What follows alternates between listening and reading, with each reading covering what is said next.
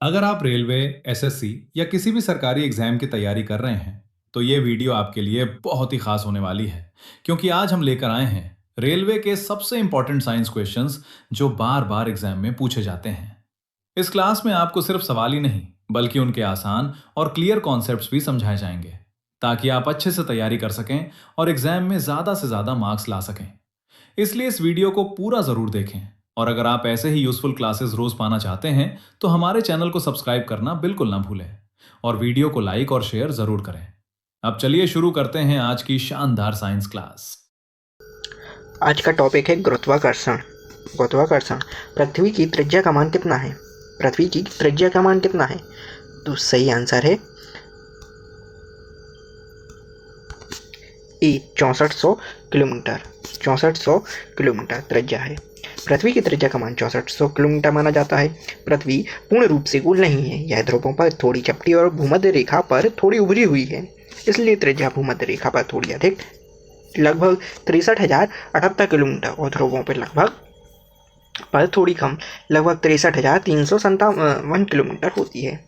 अगला प्रश्न है, दो पिंडों के बीच आकर्षण बल जो पिंडों के द्रव्यमान के गुणनफल के अनुक्रमानुपाती होता है और पृथक्करण की दूरी के वर्ग के व्युत्क्रमानुपाती होता है। ये ALP 2024 का क्वेश्चन है। विद्युत चुंबकीय बल कहलाता है, विद्युत वाहक बल, या स्थिर विद्युत बल, या गुरुत्वाकर्षण बल। तो सही आंसर होगा गुरुत्वाकर्षण बल।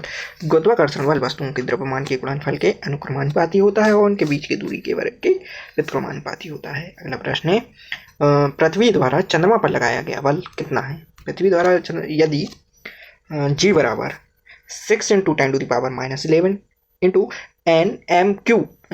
NM square kg square metre का पृथ्वी का द्रव्यमान m = 6 × 10⁻24 किलोग्राम, चंद्रमा का द्रव्यमान इतना है और पृथ्वी की और चंद्रमा की बीच की दूरी इतनी है, तो इसमें लगाया गया बल बताना है। तो पहले न्यूटन का द्वितीय नियम लगेगा, F बराबर G m1m2/r²। सभी का मान रख देंगे और आंसर आ जाएगा 1.8 × 10⁻20 न्यूटन। अगला प्रश्न है, यदि पृथ्वी और x दूरी पर रखे एक सेब के बीच आकर्षण बल F है, तो उसी सेब को 2x दूरी पर रखने पर कितना बल लगेगा? तो सही आंसर है इसका, जब सेब की दूरी x थी तो आकर्षण बल होगा F = G m1m2/x²। यदि सेब की दूरी 2x कर दी जाती है तो नया बल होगा G m1m2/2x²। तो 2x² 4x²,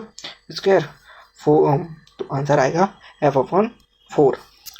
अगला प्रश्न है, पृथ्वी और चंद्रमा के बीच गुरुत्वाकर्षण के बल के बारे में निम्नलिखित में से कौन सा कथन सही है? सही कथन कौन सा है? हम सही कथन देखते हैं डायरेक्ट। सही कथन है, जब पृथ्वी चंद्रमा के करीब होता है तो गुरुत्वाकर्षण बल आकर्षण और अधिकतम होता है। गुरुत्वाकर्षण और आकर्षण दोनों अधिकतम होती हैं। न्यूटन का गुरुत्वाकर्षण का नियम का सूत्र है F बराबर G m1m2/r²। जैसे जैसे r दूरी कम होती है F बढ़ता है और गुरुत्वाकर्षण बल हमेशा आकर्षण होता है, कभी भी विकर्षक नहीं। इसलिए जब चंद्रमा पृथ्वी के निकट होता है तो वह आकर्षण होता है और अधिकतम होता है। अगला प्रश्न है, गुरुत्वाकर्षण बल के तहत किसी वस्तु के मुक्त पतन के बारे में निम्नलिखित में से कौन सा कथन सही है? यह RRB टेक्नीशियन ग्रेड 3 2024 का क्वेश्चन है। कथन सही है, तो सही कथन है, मुक्त पतन में कोई भी वस्तु केवल गुरुत्वाकर्षण बल के प्रभाव में नीचे गिरती है। इस स्थिति में वस्तु पर त्वरण होता है, जैसे हम जी कहते हैं। यह त्वरण सभी वस्तुओं के लिए समान होता है, चाहे वस्तु भारी हो या हल्की, जब तक वस्तु प्रतिरोध नगण्य हो। अगला प्रश्न है, दो पिंडों के बीच गुरुत्वाकर्षण बल के लिए निम्नलिखित में से कौन सा कथन सत्य है? कौन सा कथन सत्य है? तो सही आंसर है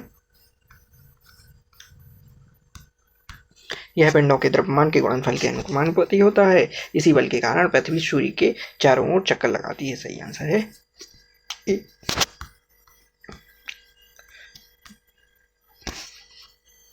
अगला प्रश्न है गुरुत्वीय त्वरण जी का मान डैश होगा। जी का मान क्या होगा? तो सही आंसर है डी, भूमध्य रेखा की तुलना में ध्रुवों पर अधिक होगा। भूमध्य रेखा की तुलना में ध्रुवों पर अधिक होगा। पृथ्वी पूरी तरह गोल नहीं है, बल्कि यह ध्रुवों पर थोड़ी चपटी और भूमध्य रेखा पर थोड़ी फूली हुई है। इस कारण भूमध्य रेखा पृथ्वी के केंद्र से दूर होती है, जिससे वहां गुरुत्वीय आकर्षण थोड़ा कम होता है। अगला प्रश्न, निम्नलिखित में से कौन सा कथन सही है? कथन सही है, प्रश्न बहुत आ रहे हैं।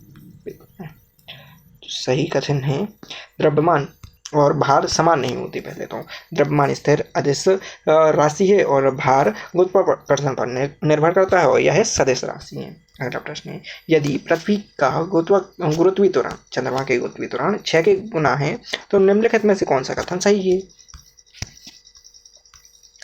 तो सही कथन है कि ए, पृथ्वी पर किसी वस्तु का भार चंद्रमा पर उसके भार की तुलना में 6 गुना अधिक होता है। पृथ्वी पर किसी वस्तु का भार चंद्रमा पर उसके भार की तुलना में 6 गुना अधिक होता है।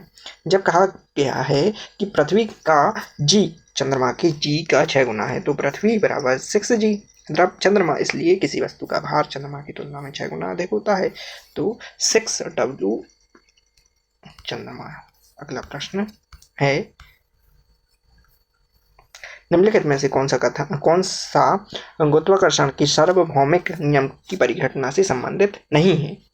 सार्वभौमिक परिघटना से संबंधित नहीं है, तो नहीं है बताना है। तो इसमें केवल सी नहीं है, केवल सी नहीं है, ए और बी है। तो पृथ्वी के परितः चंद्रमा की गति, चंद्रमा के कारण उत्पन्न होने वाला ज्वार भाटा चंद्रमा के कारण ही उत्पन्न होता है। नाभिक के चारों ओर इलेक्ट्रॉनों की गति गुरुत्वाकर्षण बल के कारण नहीं होती। परमाणु स्तर पर विद्युत चुम्बकीय बल इलेक्ट्रॉनों को नाभिक की ओर कक्षा में बांधे रहता है। गुरुत्वाकर्षण से जितने अच्छे क्वेश्चन आए थे वो सारे इस क्लास में कंप्लीट हो गए हैं।